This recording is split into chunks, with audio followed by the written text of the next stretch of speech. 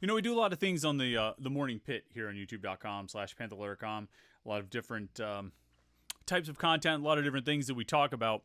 And sometimes we go current events, sometimes we do a little history, sometimes we do future stuff, sometimes we respond to breaking news. And, today is one of those days where we're sort of looking back at some recent history because it sort of informs where things are right now, where things are going, and it's particularly relevant to the current time. Yesterday was one of those instances, too. We talked about the quarterback situation at Pitt under Pat Narduzzi over the last 9 years. And I felt like that was relevant for a few reasons because, sort of informs a lot of our understanding about the last 9 seasons under Pat Narduzzi. There was a comment on there that, we don't need any more history lessons. We don't want, this is boring. No more history lessons. Talk about stuff that's current.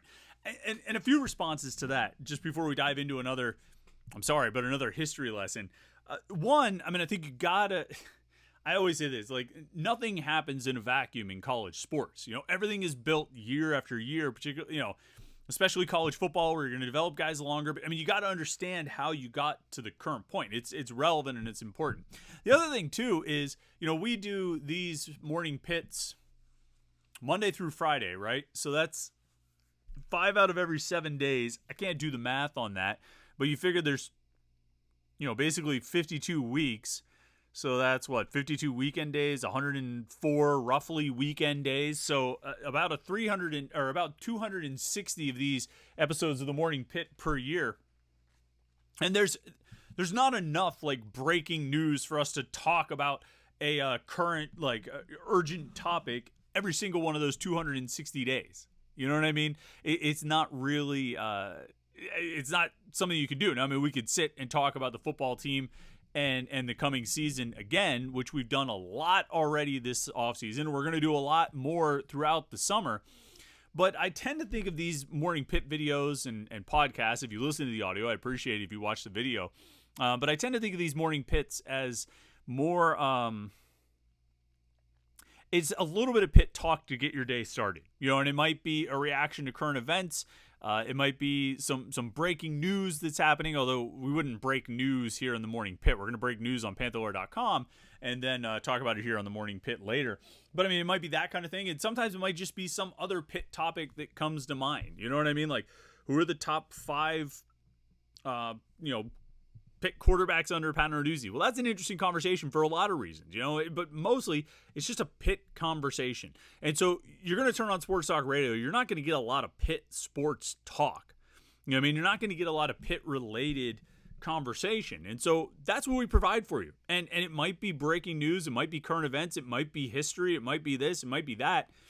But it's going to be Pitt-related conversation. So for about 20 minutes each day, you can listen to something or watch something that's just Pitt. And today we're going to talk about official visits and Pitt's recent history with official visits, which is somewhat of a history lesson, but it's also kind of, and I don't actually think of it as a history lesson, that's just the phrase that was used. It's a little bit of that, but it's also relevant because tomorrow, Pitt's first official visits of June kick off.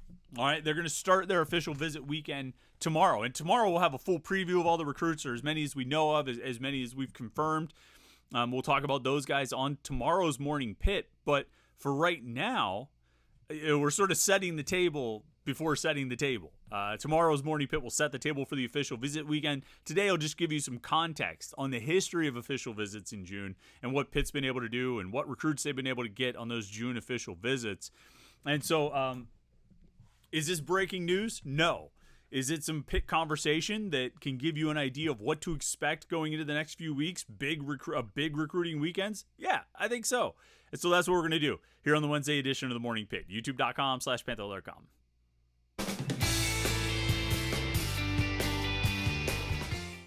Kind of a long preamble there, and I appreciate you sitting through it, but I do think it's important every now and then. Like, I want you to understand the mindset I have going into these videos and how I kind of approach it. They're like, yeah, sometimes there's news that breaks and it's really interesting to talk about, and it makes it easy for me because then the topic is already there and we can just dive right into it. Sometimes we got to get creative and find different things to talk about. Like yesterday, talking about the top 5 quarterbacks of the Narduzzi era. Or today, we're going to talk about June official visits and how Pat Narduzzi has done with June official visits dating back to the summer of 2018, I think is when they started.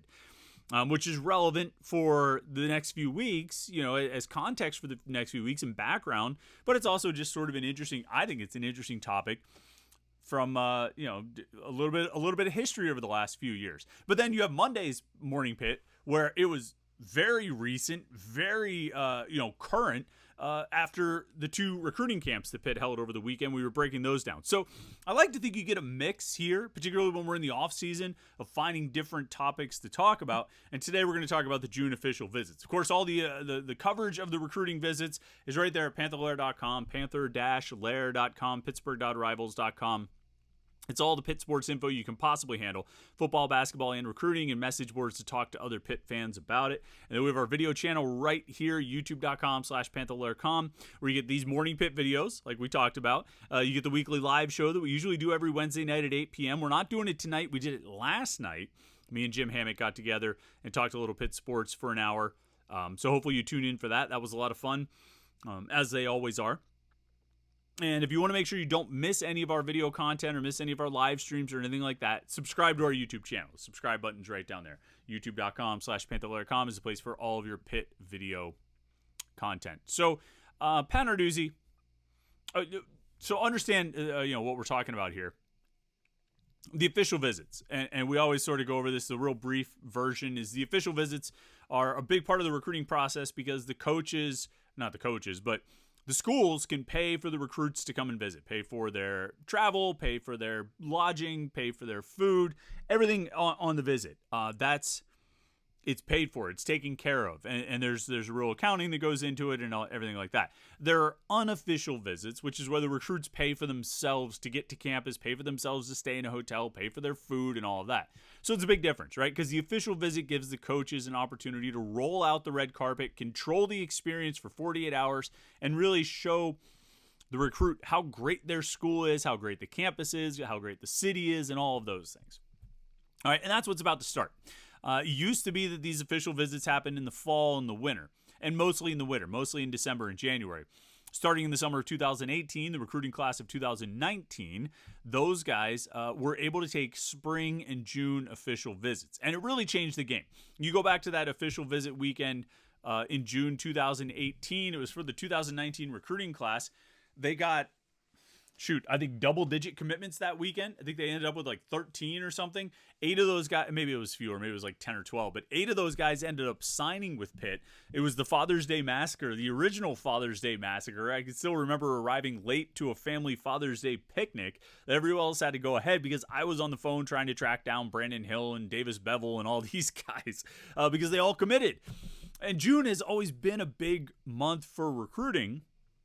But it really it got turned up a notch when they added official visits, added the element of official visits. And so over the course of 5 years of doing this, of these June official visits, because remember the summer of 2020, which would have been the recruiting class of 2021, but the summer of 2020, June 2020, it was a recruiting dead period due to the pandemic. The NCAA shut down all visits. And so Pitt's final official visit of the 2020 class. So they had an official visit the weekend of January 31st. And I think Rashad Battle might have been the only guy who came in. January 31st through February 1st or 2nd or whatever it ended up being, right before signing day. And so he came in and Battle obviously signed. They didn't have another official visit from January 31st, 2020 to June 3rd, 2021. So that's 17 months. And I mean, nobody had official visits between that window because the NCAA completely shut down all recruiting visits, made it a dead period until, that following spring, the spring of 2021. Is one of the many things that were sort of lost during that period was recruiting visits. And, Jeff Capel often talks about that, about how much that hurt him. And, I think it hurt the football program in certain ways, largely the fact that they weren't able to get guys on campus, meet guys in person, spend a weekend with them, try to get to know them and find out if they would be a good fit. That's what Jeff Capel often points to. And, not being able to get a sense if guys were a good fit. And I think that probably hurt the football program as well. Someday later this summer, we'll probably take a look back at the 2021 recruiting class and try and figure out just what the heck happened to those guys because a bunch of them have transferred already. But at least part of it is probably that they weren't able to take official visits. Another part of it is that they sort of came of age in their college careers right around the advent of the transfer portal, and that made things different as well. But if you go back to that very first one, that Father's Day massacre, and I say massacre, but it was like something. It was good. It was positive. Pitt got a lot of commitments out of it. It wasn't really a massacre like the name would sort of imply. But it was a lot. There was a lot going on in that weekend, and they landed a lot of commitments. It was crazy. The commitments were flying in all over the place, tracking them all down. When the dust settled on signing day, the following, December, I guess, with the December signing day, Pitt signed from that weekend, guys who committed that weekend who ended up signing: Jason Collier, Vincent Davis, Brandon Hill, Kalijah Cansey, Bryce Nelms, Davis Bevel, DeAndre Jules, and Daniel Carter. So 8 guys out of the recruiting class committed that weekend. There were other commitments, and they ended up signing with other schools. I think you might remember Brandon Mack, the defensive lineman, Kadri Jackson, the linebacker who ended up going to North Carolina. Like I say, they had double-digit commitments. Ended up with 8. A pretty solid group there. I mean, obviously, Kalijah Cansey stands out, a first-round draft pick in that class, in that group. Brandon Hill was obviously really good. And then you have, Vincent Davis, Daniel Carter, DeAndre Jules came on late. Davis Bevel never panned out the way you would hope a 4-star quarterback would pan out. Jason Collier was a starter at least. So, I mean, really you're looking at like Collier, Vincent Davis, Brandon Hill, Kalijah Cansey, DeAndre Jules, 5 starters out of that group, plus Daniel Carter playing a lot. Bryce Nelms never really did anything. Davis Bevel never really did anything. But a pretty good class, I think, if you just look at what they got out of that June. And so, that was the first June official visit weekend. All told, there were 1, 2, 3, 4, 5, 6, 7, 8, 9, 10, 11, 12. There have been 12 June official visit weekends in total, dating back to that June 15th, 2018. There were 2 in the summer of 2019, 3 in the summer of 2021, 3 in 22, 3 in 2023. I think there's going to be 3 this year as well. They've sort of settled into a rhythm and a routine. They've figured out how they want to go about it. Some big names from the past few years of Pitt football committed during their official visits in June. Izzy Abanikanda, Jordan Addison, Dayon Hayes,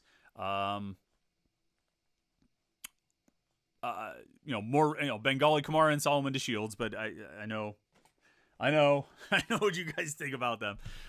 More recently, Isaiah Neal and Kenny Johnson both committed on the same June official visit weekend. Braylon Lovelace and Jordan Bass and Rasheem Biles all took their official visits on the same weekend, June 16th, 2022, and committed that weekend. The following weekend, they got B.J. Williams and Jesse Anderson. Williams, of course, started as a freshman. Anderson was one of those guys who really stood out this spring. And then you go to last summer, pretty good group. Jeremiah Marcelin and Caleb Holmes were among the 5 commitments from the June 1st official visit weekend. Francis Brew and Cam Lindsey came in the following weekend. Sincere Edwards was 2 weekends later, committed on his official visit. So you can see, I mean, they've gotten some big-time players, some important players. I'll tell you one weekend that was big and had a chance to be gigantic was the June 2nd, 2022 official visit weekend. Now, I already said Isaiah Neal and Kenny Johnson committed that weekend. So did Antonio Kamen. He went into the transfer portal, after spring camp, so not so much on that one. Shadarian Harrison, though, who I think is going to be a really good player at Pitt. But that weekend, they also got commitments from Shelton Lewis and Bryce Pollock. Lewis flipped to Clemson, I think, before the summer was even over, and Pollock ultimately flipped to Mississippi State in the following fall. Those guys are both really good. If you had Lewis and Pollock from that class, from that weekend, and you could say that official visit weekend produced Isaiah Neal, Kenny Johnson, Shelton Lewis, Bryce Pollock, and Shadarian Harrison, I mean, that's a loaded group right there. As good as any that we've seen. Because, June 20th, 2019, Dayon Hayes and Jordan Addison both committed, but that was it from that weekend. I mean, they got A.J. Roberts, Javonte Royal, and Aiden Henningham. All 3 of those guys have gone into the transfer portal after not really playing at Pitt. They had, I thought there was another weekend that really stood out. I mean, the Israel Abanikanda weekend, the weekend before that. So Hayes and Addison committed on June 20th, 2019, that weekend. The weekend before that, Pitt had Branson Taylor and Izzy Abanikanda and Bengali Kamara and Solomon DeShields all on campus at the same time. And they all committed from their official visits that weekend. And so, whatever you want to say about DeShields and Kamara, I mean, they were starters, right? Somewhat productive players, both transferred to other power conference schools. And they all committed on that same weekend as Branson Taylor and Israel Abanikanda. Like I say, I think you can see that as we move through June, you should probably take these commitments pretty seriously. Not quick caveat that we're probably going to mention a lot of times. They're going to get a lot of commitments over the course of this month. Some of those guys aren't going to stick. If you get 10 commitments in June, you'll probably sign 7 of those guys. You should go into it understanding that. Don't lose your minds and think that the sky is falling because they lost 3 commitments or 5 commitments from their June commitment list. Okay, that's going to happen. But so in that sense, you don't take the commitment seriously. But you should take the prospects who are here seriously because you're probably going to get some contributors. When you look at Brandon Hill, Kalijah Cansey, you look at Branson Taylor, Izzy Abanikanda, Dayon Hayes, Jordan Addison, Isaiah Neal, Kenny Johnson, and even Shelton Lewis, who decommitted. Like, there are good players who commit during these periods. Braylon Lovelace, Jordan Bass, Rasheem Biles, B.J. Williams, Jesse Anderson. I mean, these are good prospects. Lamar Seymour, I think, is going to be really good. And there are guys who have really panned out. I'll tell you, they lost, though, a little bit in the June 2021 official visits. That was the class of 2022. The commitments they got that month, 7 guys total, who they ended up signing. Rylan Gandy, Jordan Bailey, Jimmy Scott, Isaiah Montgomery, Addison Copeland, Marquand Pope, and Che Wabuko. Well, I think Gandy's probably going to be a starter this year. I think Jimmy Scott, if he's not a starter at defensive end, he'll be in the rotation there. Isaiah Montgomery, I guess, we'll still see about what he can do. But that June didn't produce a lot. Hopefully for Pitt, this June 2024, is not like June 2021. Hopefully it's a lot more like June 2019 with Taylor and Abanikanda and Addison and Hayes and Kamara and DeShields. Hopefully it's a lot more like June 2022, 2 years ago, with Isaiah Neal and Kenny Johnson and Braylon Lovelace and Bass and Biles and Williams and Anderson. That's the kind of crop you're looking for out of this group. Last year's June commitments, as far as guys who stuck: Davion Pritchard, Mason Lindsay, Alan Bryant, Jeremiah Marshall, and Caleb Holmes, Francis Brew, Nigel Maynard, Cam Montero, and Cam Lindsay, and Sincere Edwards. So you're looking at 3 4-star guys right there: Brew, Lindsay, and Edwards. Holmes should have been a 4-star. I still don't know how we let him drop down to a 3-star, stay as a 3-star, and never get elevated. I think that was a miss on Rivals' part, and we'll see what ends up happening. But I think Holmes is going to be really good as an offensive line prospect out of Georgia. I think Marcelin's going to be really good as well as a linebacker out of the Miami area. And he enrolled in the spring and had a good spring camp. So I guess if there's an overall gist here and how this ties back to current events and what's relevant that's coming up, it's fashionable, and it's always been fashionable, to say, I don't care about recruiting. Talk to me when they get on campus. Fair. That's fine. Those people who say that don't tend to take the same approach when they talk about the NFL draft, but that's okay. It's easier just to dismiss things than to actually pay attention to it. Like, if you don't want to pay attention to it, if you don't want to pay attention to something, the easiest way to go about that is just to dismiss it as not being important. Well, it's not worth my attention right now. Well, guess what? There's a lot of similarities and overlap between recruiting and projections and the NFL draft and projections. But that's another conversation for another day. Even though you may take that approach and say, talk to me when they get there, the reality is most of the guys who are going to commit this month will get here. And if history's any indication, most of those guys who get here will contribute. Well, I shouldn't say most, but a lot of the guys who get here will contribute. So you can ignore it if you want. If you don't care about recruiting, if you only care about what happens on Saturdays, that's fine. If you want to follow this team year round, if you want to think about this team year round and talk about this team year round, the things that happen over the next few weeks, the commitments that come in over the next few weeks are going to be relevant players for Pitt 2 years from now, 3 years from now. And if you follow the stories this month, you're going to have a pretty good idea of who those guys are once they're contributing on the field down the road. So June recruiting is about to start. It kicks off tomorrow. We'll have a full preview on Panther-Lair.com and a full preview right here on the Morning Pitt on YouTube.com/Panther-Lair.com. So lots of recruiting stuff coming up, lots of recruiting coverage and content. Keep it tuned in at Panther-Lair.com, Pittsburgh.rivals.com, and right here, YouTube.com/Panther-Lair.com. Like this video and subscribe so you don't miss any of our Pitt video content. We would appreciate it if you did that. And we certainly appreciate you watching the video today. Hope you had a great week so far. Enjoy your Wednesday. Just a couple more days left until the weekend. So enjoy it. And what am I talking about? The weekend?